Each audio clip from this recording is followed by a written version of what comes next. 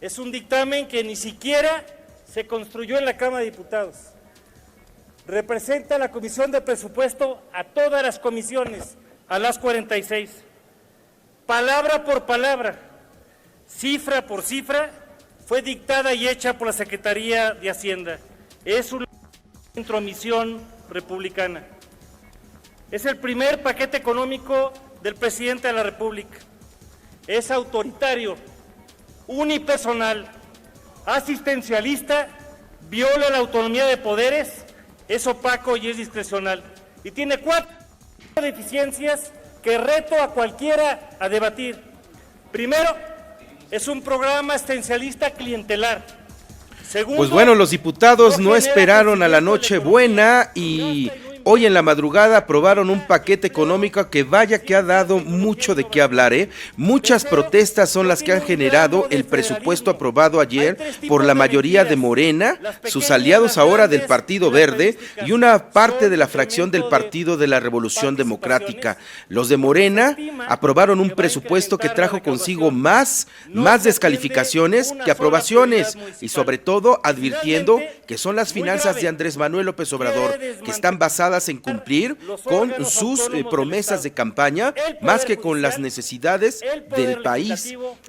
Morena ha cumplido así la decisión de Andrés Manuel López Obrador de tener un paquete financiero muy adelgazado en lo que es la grasa del gobierno, pero muy incrementado en aquello que son los programas de asistencia social para la tercera edad, para los jóvenes que no tienen trabajo ni estudian, para el campo, para las carreteras, para el desarrollo urbano también. Andrés Manuel ha puesto ese toque en este nuevo gobierno, en su gobierno, que hará seguramente historia. Ya lo está haciendo con muchas de las protestas de todos los ámbitos, desde la oposición, del PAN y del PRI, desde los órganos autónomos, desde el Poder Judicial, desde los defensores de derechos humanos, desde el sector económico. Es lo que ha logrado Andrés Manuel y Morena con la aprobación de un presupuesto que en una sesión pospuesta en 2 ocasiones y con el rechazo de la oposición y de madrugada, el Pleno de la Cámara de Diputados aprobó el presupuesto de egresos de 2019, que considera un gasto de 5.8 billones de pesos. Mario Delgado, él es de Morena, presidente de la Junta de Coordinación Política en San Lázaro, habló pues de lo que tenía que hablar, ¿no? Finalmente a él lo pusieron de escudero para defender este proyecto económico. Él dijo que hoy se ha hecho historia. Vamos a ver, así lo dijo. Simplemente para felicitar a los diputados y diputadas de la coalición Juntos Haremos Historia por el gran periodo legislativo que tuvimos, donde aprobamos la Ley de Remuneraciones Públicas, reformas a la Ley Orgánica de la Administración Pública Federal, reformas constitucionales en materia de extinción de dominio, la creación de la Ley del Instituto Nacional de Pueblos Indígenas.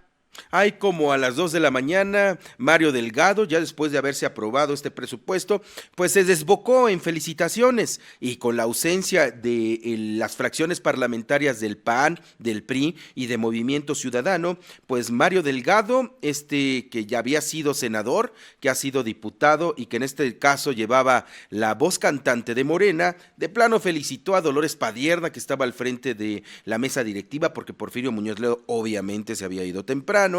También felicitó a sus aliados del Partido Verde, algunos del Partido de la Revolución Democrática, los felicitó a todos. Bueno, fue una alegría de Mario Delgado al decir que hoy efectivamente habían cumplido con su eslogan, juntos ellos habían hecho historia. En fin, un periodo muy productivo y tal como lo propusimos, juntos estamos haciendo historia. Felicidades, compañeros y compañeras. Que tengan un gran, feliz año, feliz Navidad, feliz año. Gracias, felicidades a la extraordinaria labor de la mesa directiva. Felicidades. También el día de hoy en esta sesión, importante también reconocer el apoyo del Partido Verde y del Partido de la Revolución Democrática en la aprobación de este paquete económico. Mire, aquí en las imágenes de Central FM estamos transmitiendo tomas de lo que estaba pasando en la Cámara de Diputados esta madrugada y pues no cabe duda que el México no cambia, ¿no? O sea, la misma mayoría se comporta como se ha comportado en los últimos años, en las últimas décadas, ¿no?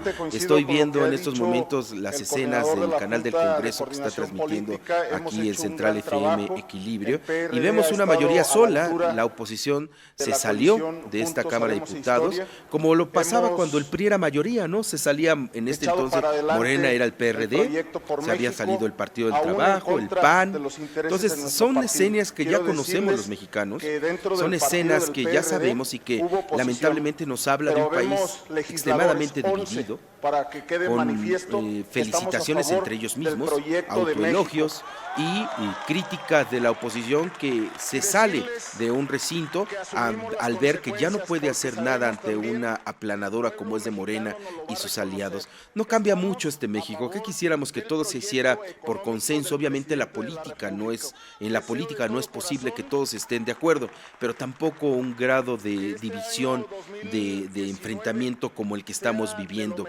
Y precisamente después de haberse salido, el Partido de Acción Nacional y el Partido Revolucionario Institucional acusaron a Morena y a Andrés Manuel López Obrador de haber logrado un presupuesto que lo único que está haciendo es ensalzar la figura del presidente de la República. Por lo que no todos vieron con buenos ojos la aprobación de este presupuesto. La nueva oposición, esta del PAN y del PRI, calificó a estas finanzas como electoreras. El diputado del PAN, Javier Azuara, se manifestó así. Hoy, tristemente somos testigos del inicio de la cuarta dictadura, que en menos de 23 días ha intentado destruir los contrapesos y centralizar el poder en un solo hombre.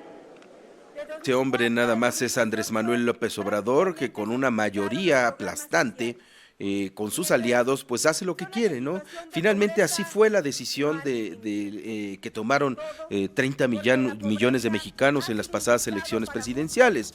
Le dan al presidente de la República, en este caso Andrés Manuel López Obrador, una mayoría en la Cámara de Diputados que le permite tener este presupuesto. Lo que no estamos quizá de acuerdo y en lo que quisiéramos que todos se pusieran en una sola línea es que hay sectores en un país tan plural que también se necesitan resarcir sus demandas, que de estas son históricas, ¿no? En torno a los derechos humanos, a los derechos indígenas. Y eso, por ejemplo, lo que pasó el fin de semana, donde se dieron manifestaciones importantes en la Cámara de Diputados, al grado de haber cerrado todas las puertas y haber dejado a los legisladores adentro. Recuerdo algunas escenas este fin de semana donde diputadas decían: tenemos hambre, no nos dejan salir. Lo cierto es que ahora los otros eran los que cerraban la Cámara de Diputados, no eran los de siempre, los que hoy están en tribuna aprobando estos presupuestos. Antes, en medio de bloqueos de Antorcha Campesina, la Comisión de Presupuesto y Cuenta Pública de la Cámara de Diputados había ratificado este presupuesto. El proyecto, como ya le informamos, contempla un desembolso de más de 5 billones de pesos, lo que implica un incremento de al menos 6.4% respecto a 2018 y un monto adicional de 23.768 millones de pesos a la propuesta del Ejecutivo, mismos que serán reasignados en diferentes rubros. Las bancadas de oposición coincidieron, el proyecto se realizó desde la Secretaría de Hacienda y no con el consenso de todas las fracciones parlamentarias. René Juárez, coordinador del PRI, que por cierto vivió mieles de la misma manera que ahora lo están haciendo los de Morena. René Juárez lo hizo cuando estaba también en el Partido Revolucionario Institucional y era mayoría del presidente priista, fustigó: esto es una humillación para el Poder Legislativo. Desde aquí le decimos al señor secretario de Hacienda que no somos sus mandaderos. Señor secretario, respétenos, advirtió. Somos un poder que merecemos un trato digno y decoroso. En tanto, Antonio Ortega, legislador del PRD, denunció que el actual gobierno alimenta el viejo orden autoritario. Y es que mucho lo hemos dicho, aquí el sistema que nos dejó la elección del pasado 1 de julio es un sistema presidencial, una presidencia imperial, y así como están actuando en el presupuesto, lo veremos actuando en todas las leyes que se vayan a dar en durante el sexenio de Andrés Manuel López Obrador. Para poder reasignar recursos al campo, educación, medio ambiente y cultura, el presupuesto de egresos 2019 aplicó tijeretazo de 3.428 millones de pesos a los ramos autónomos que sirven de contrapeso al Poder Ejecutivo. Se prevén recortes al Poder Judicial por 1.700 millones de pesos. Quizá uno de los que más protestas hicieron el día de ayer, obvio, a través de un comunicado de prensa, fue el Instituto Nacional Electoral.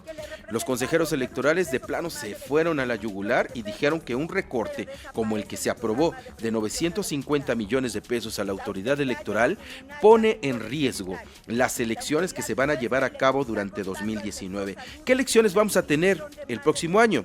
Vamos a tener una elección para gobernador, solamente una, que será en Baja California. Esta se llevará a cabo el próximo 2 de junio de 2019. También tendremos elecciones para diputados en Tamaulipas, en ayuntamientos de Aguascalientes, en ayuntamientos de Durango, en diputados en Quintana Roo.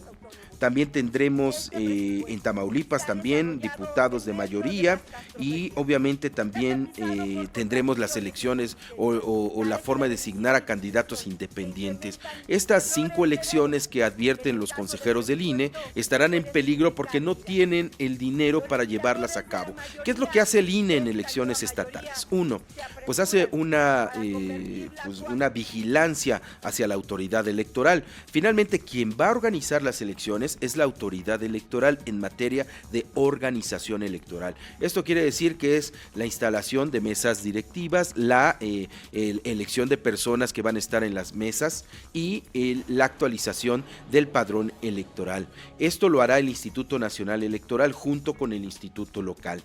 También llevará a cabo el monitoreo de radio y televisión de estos spots del Estado mexicano, del Tiempos de Estado mexicano, que obliga al instituto a los diversos medios de comunicación en televisión y en radio para que transmitan la propaganda de los partidos políticos. Y otra que es fundamental, y es aquí en la que me voy a detener un poco, que advierten los consejeros del INE, el que se nos reduzca casi 1,000 millones de pesos, lo que pone en peligro es que los servicios gratuitos de la credencial de elector. La credencial de elector es una ley, obviamente es una ley la que da la gratuidad de la credencial de elector. No puede ponerse en peligro por la falta de recursos el que se te otorgue la credencial de elector. Y esto es uno de los beneficios que da obviamente la ley electoral.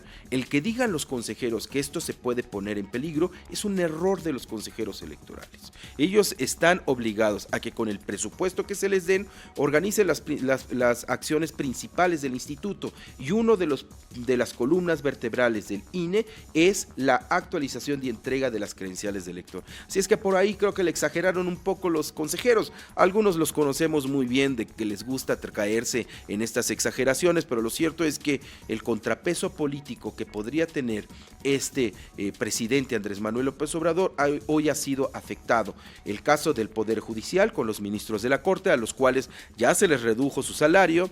El caso de la Comisión Nacional de Derechos Humanos, que también tuvo una reducción significativa en sus recursos, o también, por ejemplo, al Instituto Nacional Electoral. Por lo pronto, también al INEGI se le redujeron 500 millones. A este ya casi desaparecido Instituto Nacional de Evaluación de la Educación se le redujeron 300 millones. Hay que recordar que con la derogación de la reforma educativa, este INE está llamado a desaparecer. Seguramente se le dieron recursos para llevar a cabo las liquidaciones. Al IFT, IFT también se le redujeron 280 millones de pesos, y a la Comisión Nacional de Derechos Humanos 162 millones de pesos. En contraste, destacan las ampliaciones al presupuesto para el campo por 8.091 millones de pesos, de educación principalmente a universidades 7.860 millones, al medio ambiente 4.500 millones, al bienestar 2.114 millones, a la salud 1.057 millones y a la cultura 500 millones de pesos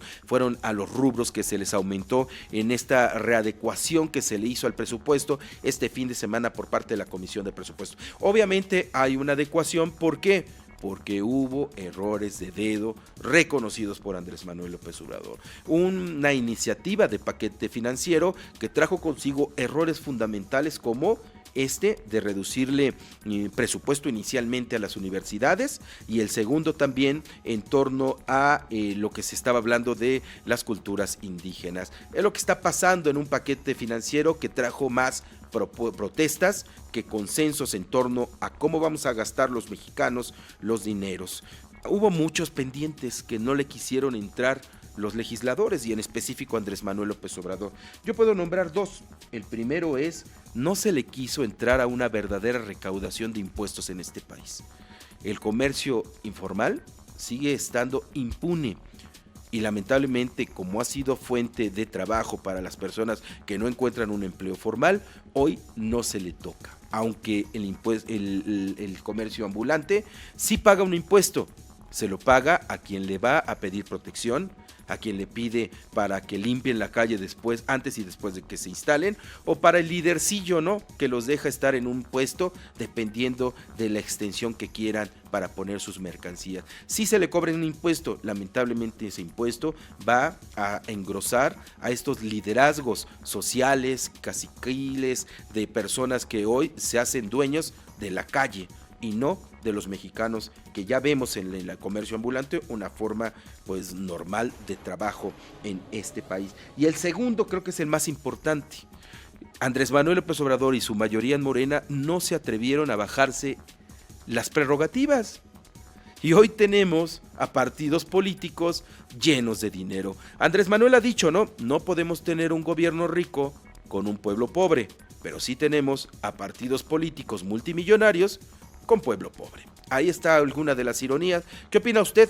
Que mientras los partidos políticos gozarán de mucho dinero, algunos de los empleados del gobierno, miles de empleados del gobierno, han sido despedidos. Andrés Manuel ha bajado su salario, pero no ha bajado las prerrogativas de los partidos políticos. Y hoy le quiero preguntar, ¿no? No lo quiero llenar de rollo porque hoy es Navidad, entonces tiene que estar preparando la comida, pero realmente el sistema político mexicano está respondiendo a lo que los mexicanos queremos. Este presupuesto que ha sido aprobado está respondiendo realmente a lo que usted votó el pasado 1 de julio. Los partidos políticos son todavía un ente confiable para usted para encarar el 2019 y el 2020. Son preguntas que hay que reflexionar quizá para el próximo año, ¿no? Todavía tenemos una semana para que termine este 2018 y este presupuesto nos deja muchas cosas que pensar. Luego de permanecer 3 días bloqueando los accesos y calles aledañas a la Cámara de Diputados, 2,000 integrantes de Antorcha Campesina regresan a sus lugares de origen, pero no por mucho, porque el 8 de enero regresarán a esta Ciudad de México para reunirse con el legislador de Morena, muy alegre Mario Delgado, y amenazaron con instalarse de nuevo si las negociaciones no les favorecen. Desde el viernes pasado, miembros de Antorcha Campesina llegaron a San Lázaro para manifestarse contra el recorte presupuestal de 50% al sector agrario.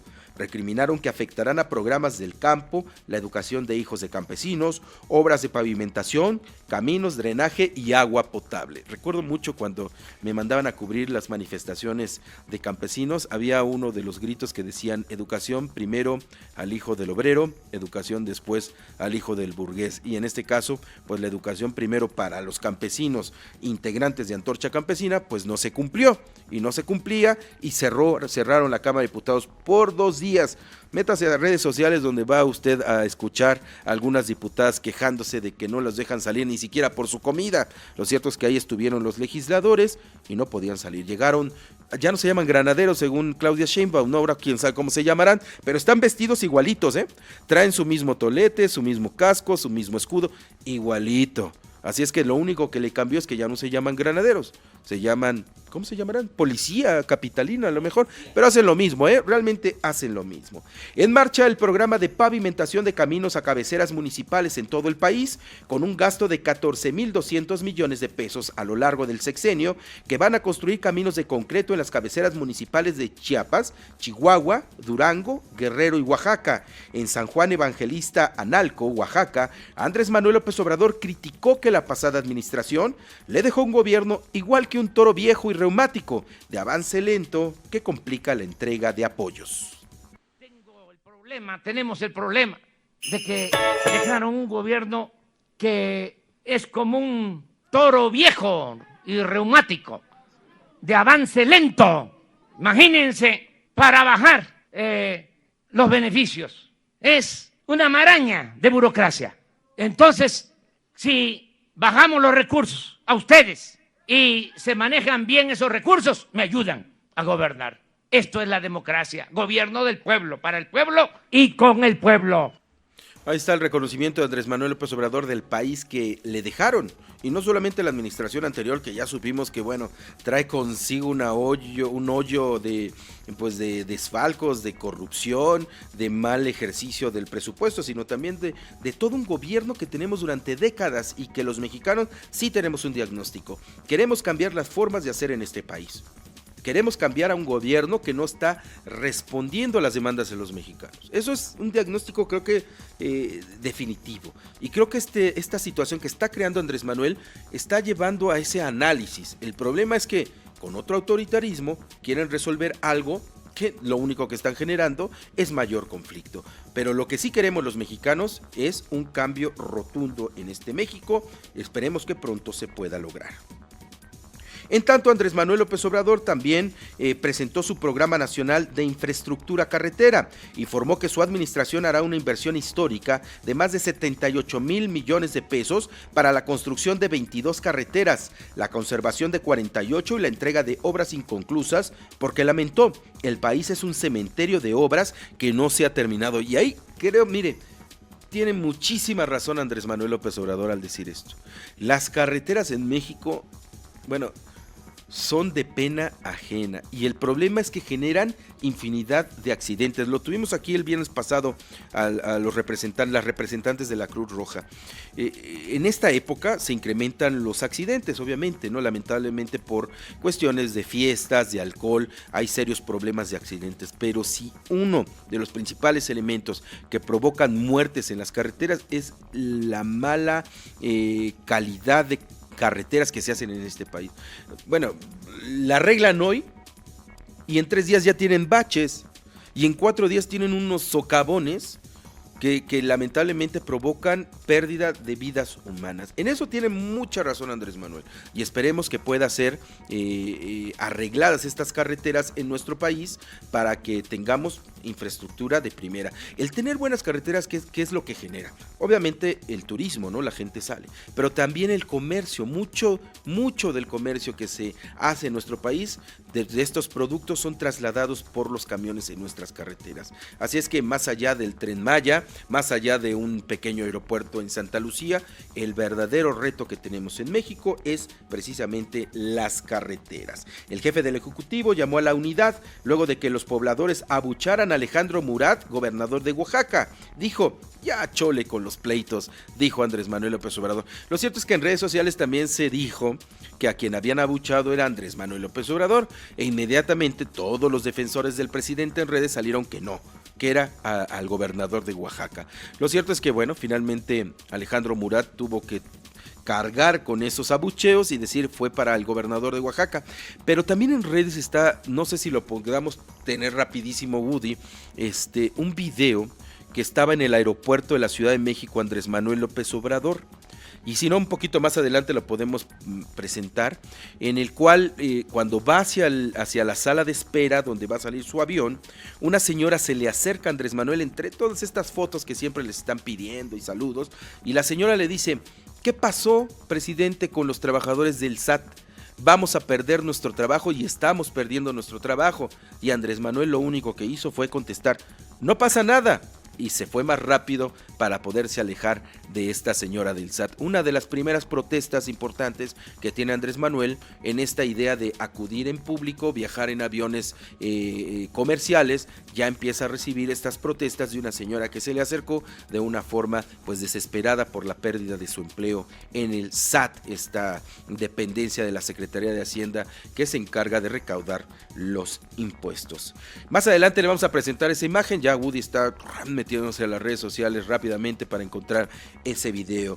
En 2019 arrancará el plan de desarrollo del Istmo de Tehuantepec, con un capital inicial de más de 8,000 millones de pesos, anunció Andrés Manuel López Obrador en Salina Cruz, Oaxaca. La columna vertebral y pieza de la estrategia es el corredor multimodal interoceánico, que busca hacer más eficiente el enlace entre los puertos de Coatzacoalcos en Veracruz y Salina Cruz en Oaxaca.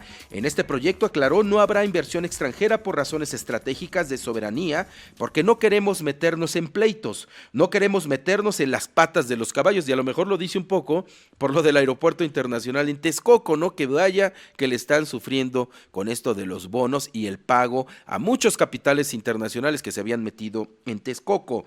Andrés Manuel invitó a los empresarios a financiar el desarrollo de la región, al tiempo que prometió apoyos fiscales para que haya trabajo. Y convoco a los empresarios de México para que hagamos una mezcla de recursos, inversión pública, inversión privada, nacional, para el desarrollo del Istmo de Tehuantepec. El tabasqueño adelantó que en 2020 el Istmo se declarará zona libre. Ya con la infraestructura modernizada, se bajará el IVA y el ISR a la mitad. En este contexto, explicó que el presupuesto de egresos incluirá cerca de 1,000 millones de pesos para rehabilitar la vía del tren. También contemplará, aseguró, 250 millones de pesos para seguir con la ampliación de la carretera de Salina Cruz a Coatzacoalcos, en el tramo Acuyacan-Matías Romero. En tanto, Javier Jiménez Espriu, secretario de Comunicaciones y Transportes, habló al respecto.